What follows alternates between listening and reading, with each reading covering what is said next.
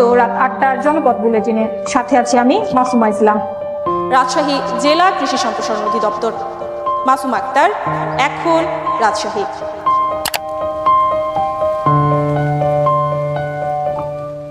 বেপরোয়া গাড়ির গতি কেড়ে নিল এক উজ্জ্বল নক্ষত্রকে। মাসুমা ইসলাম এখন কেবলই স্মৃতি। উজ্জ্বল এই নক্ষত্র গত ৪ দিন মৃত্যুর সাথে পাঞ্জা লড়ে জীবন যুদ্ধে পরাজিত সৈনিকের মতোই হয়তো এক বুক অভিমান নিয়েই চিরবিদায় নিলেন। কুমিল্লা সড়ক দুর্ঘটনায় গুরুতর আহত হওয়ার পর দীর্ঘ লড়াই শেষে মঙ্গলবার ভোর 4:30টায় রাজধানীর একটি বেসরকারি হাসপাতালে চিকিৎসাধীন অবস্থায় শেষ নিঃশ্বাস ত্যাগ করেন তিনি।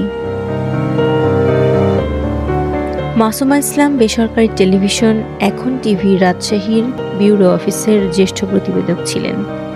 তার গ্রামের বাড়ি নাটোরের গুরুদাসপুর উপজেলার নারায়ণপুর গ্রামে। বাবা মায়ের 2 সন্তানের মধ্যে তিনি ছিলেন একমাত্র মেয়ে। Rajshahi north Bengal international university থেকে গণযোগাযোগ ও সাংবাদিকতা বিভাগে পড়াশোনা করা মাসুমা শিক্ষাজীবন থেকে সাংবাদিকতায় যুক্ত ছিলেন এবং পরে এটিকেই পেশা হিসেবে বেছে নেন। 2023 সালের শেষের দিকে বিবাহ বন্ধনে আবদ্ধ হয়ে রাজশাহীতে স্বামীর সাথেই বসবাস করছিলেন মাসুমা। গত 14 ফেব্রুয়ারি অফিস থেকে ছুটি নিয়ে কুমিল্লার শ্বশুর বাড়িতে যাচ্ছিলেন তিনি।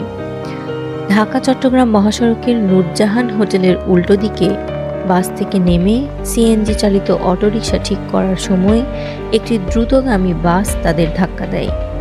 এতে অটোরিকশার চালক মাসুমা ইসলাম ও তার স্বামী গুরুতর আহত হন। তৎক্ষণাৎ মাসুমাকে কুমিল্লা সদর হাসপাতালে নেওয়া হয়। শারীরিক অবস্থার অবনতি হলে তাকে ঢাকা মেডিকেল কলেজ হাসপাতালে স্থানান্তর করা হয়। টানা 4 দিন চিকিৎসার পরও বাঁচানো যায়নি এই তরুণ সাংবাদিককে। পরে মাসুমার মরদেহ রাজধানীর বাবর রোডে মারকাজুল ইসলামে গোসল করানো হয়। এরপর সকাল 10:30টায় সেখানেই তার প্রথম জানাজা অনুষ্ঠিত হয়েছে।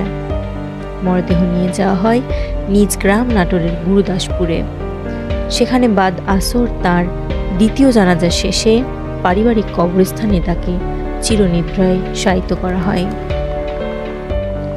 সংবাদ মাধ্যমে কাজ করা মাসুমা আজ নিজেই হলেন খবরের শিরোনাম।